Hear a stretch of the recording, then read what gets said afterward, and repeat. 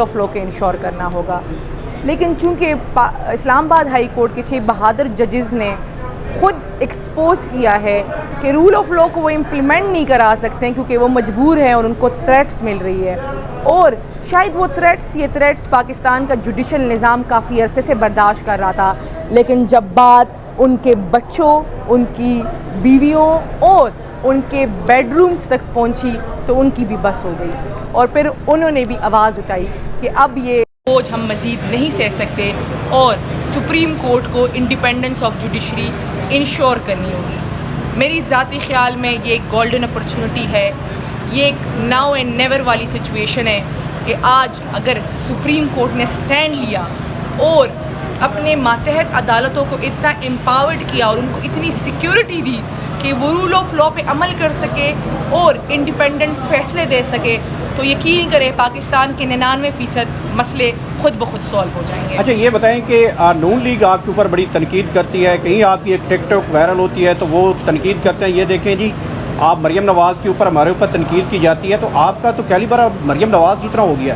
دیکھیں جی، اللہ مجھے مریم نواز کے سائے سے بھی بچائے. اور دوسری جو آپ نے بات کی ٹک ٹاک کی، تو ٹک ٹاک جو میرے اور اس کے ٹک ٹاک اکاؤنٹ میں زمین آسمان کا فرق ہے. ایک تو پہلی بات TikTok account social media team manage کرتی ہے. دوسری بات جو ہماری ٹک ٹاک اکاؤنٹ ہے وہ اویئرنیس ہوتی ہے، وہ ماڈلنگ نہیں ہوتی. نہ ہی ہم آؤٹ آف دا وے جا کے صرف آرٹیفیشل شو مارنے کے لیے چیزیں کرتے ہیں. جس طرح مریم نواز کل ایک ہاسپٹل گئی اور ایک ویسٹ کوٹ میں بچے کو بٹھایا گیا تھا جس کو خود بھی پتہ نہیں تھا کہ مجھے یہاں کیوں بٹھایا گیا ہے، اور نہ ہی وہ بیمار تھا. اور 2-3 جو میری ٹک ٹاک جو ویڈیو تھی وہ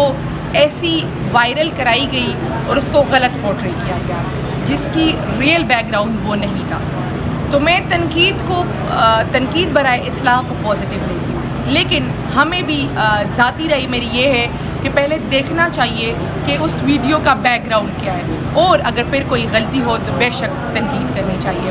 تو اس حوالے سے میں نے جو ایک ویڈیو آئی جس میں ڈائریکٹریٹ میں بیٹھی ہوئی تھی اور کہا گیا کہ میں پرنسپل کی کرسی پہ بیٹھی تھی، تو یہ غلط تھا. چونکہ ایک ڈائریکٹریٹ تھا اور بینگ اے منسٹر میری کرسی تھی تو میں نے ادھر ہی بیٹھنا تھا، کسی اور جگہ نہیں بیٹھنا. دوسرا، ٹک ٹاک پہ اگر کوئی ویڈیو آتی تو وہ صرف اس لیے کہ گراس روٹ لیول پہ یہ بات پہنچ سکے. ہم اگر ہمارے حکومت کی کوئی چیز ٹک ٹاک کے حوالے سے آ رہی ہے تو وہ صرف اویئرنیس کے حوالے سے ہوگی، ماڈلنگ کے حوالے سے نہیں ہوگی. اچھا یہ بتائیں کہ گزشتہ دن جیو کی خبر کے اوپر بہت زیادہ آپ کے اوپر تنقید کی گئی اور بعد میں خبریں چلیں کہ آپ نے کوئی معافی مانگی ہے، آپ اس رپورٹر کے سے معافی مانگی ہے، کہ واقعتاً آپ نے ان سے معاف کیا ہے یا انہوں نے معاف کیا ہے؟ جی کہ پختون روایات کے مطابق ایک تیسری جگہ پہ جرگہ ہوا اور بس وہاں پہ صلح صفائی ہوئی، بات ختم ہوئی،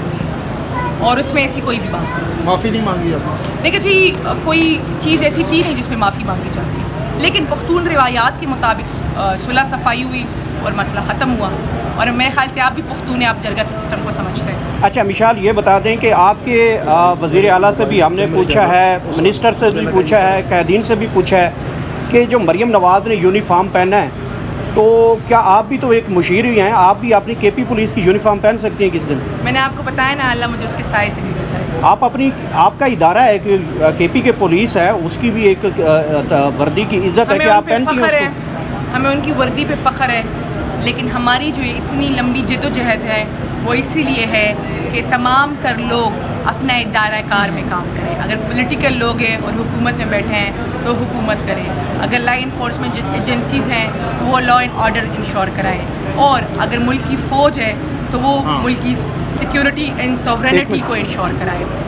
تو میرا نہیں خیال کہ ان میں سے کسی کو بھی دوسرے کی وردی پہن کے ان کے کام کرنی چاہیے. اچھا مریم نواز، اگر سب اپنے اپنے دائرہ کار میں کام کریں گے تو انشاءاللہ ملک آگے جائے گا. مریم نواز نے اسی دن خطاب میں کہا کہ وزیر اعلیٰ کی کرسی تک پہنچنا آگ کے سمندر عبور کرنے کے برابر ہے. کیا واقعی مریم نواز جو ہیں وہ آگ کا سمندر عبور کر تک یہ وزیر اعلیٰ بنی؟ انہوں نے آگ کا سمندر عبور کیا ہے، تبھی تو ان کو فارم 47 کی بیساکھیوں پہ لے جا کے وزیر اعلیٰ کی کرسی پہ بٹھایا گیا ہے. اچھا مشال، یہ خبریں بھی سوشل میڈیا پر گردش کر رہی ہیں کہ خان صاحب کو آپ کی بڑی شکایتیں لگائی گئی ہیں اور خان صاحب کو یہ بھی کہا گیا ہے کہ آپ کی وجہ سے پارٹی کا امیج متاثر ہو رہا ہے، خراب ہو رہا ہے، اور ساتھ میں یہ بھی اس وقت خبریں گردش کر رہی ہیں سوشل میڈیا پر کہ آپ کا جو پورٹ فولیو ہے وہ بھی لیا جا رہا ہے. کتنی صداقت ہے ان خبروں میں اور کیا اس پر آپ رد عمل دیں گے؟ دیکھیں جی، میری کل بھی خان صاحب سے ملاقات ہوئی ہے اور میری ہر ہفتہ خان صاحب سے اور بشریٰ عمران خان صاحبہ سے ملاقات ہوتی ہے. اس پہ میں دو باتیں کرتی ہوں کہ اس ٹائم میں سمجھتی ہوں کہ شاید ہم اندر اور باہر دونوں لڑائیاں لڑ رہے ہیں، لیکن ہمیں اتحاد اور اتفاق کی ضرورت ہے. اور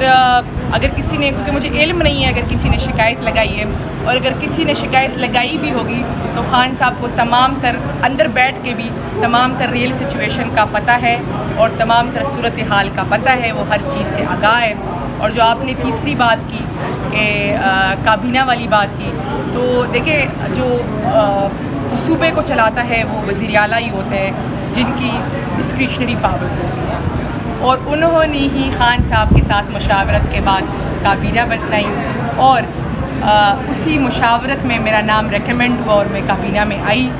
تو ابھی تک، کیونکہ میری کل خان صاحب سے خود ملاقات ہوئی ہے اور وہ مجھے کہیں تو میں ابھی ریزائن کر دوں، لیکن انہوں نے مجھے نہیں کہا، اور انہوں نے مجھے کہا کہ آپ کابینہ میں رہے گی، اور چونکہ آپ ینگ ہیں، انرجیٹک ہے، اور ہماری یہی ہے کہ پاکستان میں نیو ینگ لیڈرشپ آئے، تو آپ نے پر اعتماد رہنا ہے، گھبرانا نہیں ہے اور عوام کی خدمت کرنی ہے. اور بشریٰ بی بی سے بھی آپ کی ملاقات ہوئی؟ جی بالکل، میری بشریٰ عمران خان صاحبہ سے ملاقات ہوتی ہے، چونکہ وہ ایک خاتون بالکل بھی نہیں ہے، وہ ایک گھریلو خاتون ہے، انہیں سیاست کے ساتھ کوئی دور دور تک ان کا رشتہ نہیں ہے، تو پارٹی حوالے سے وہ بالکل انٹرفیرنس نہیں کرتی. میری ان سے بات ان کی صحت کے حوالے سے ہوئی، کیونکہ دیکھیں ابھی صرف ان کی انڈوسکوپی کرائی گئی، ان کے بلڈ ٹیسٹ اور بائیوپسی کی رپورٹ ابھی تک نہیں آئی. باقاعدہ ہم نے کہا کہ ان کے جو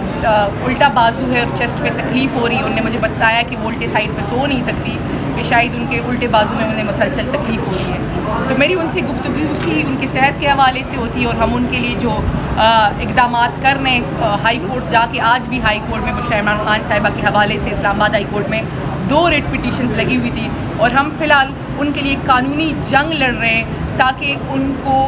کو صحت کی، جو ان کی طبیعت خراب ہے تو ان کے صحت کے حوالے سے ہم اقدامات اٹھائیں. بڑی صاف سی بات ہے، ان کی جان کو خطرہ ہے. یہ آج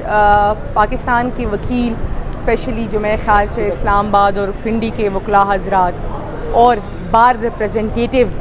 آج یہاں آئے ہوئے ہیں، چونکہ آج کا جو یہ کیس ہے یہ امپورٹنٹ ہے اس عمارت کے لیے جو عمارت آئین پہ بنی ہوئی ہے. یہ امپورٹنٹ ہے پاکستان کے عوام کے لیے، کیونکہ پاکستان کی عوام انڈیپینڈنس آف جوڈیشری چاہتی ہے، اور یہ امپورٹنٹ ہے پاکستان کے لیے کیونکہ پاکستان انڈیپینڈنس آف جوڈیشری کے بغیر آگے نہیں جا سکتا.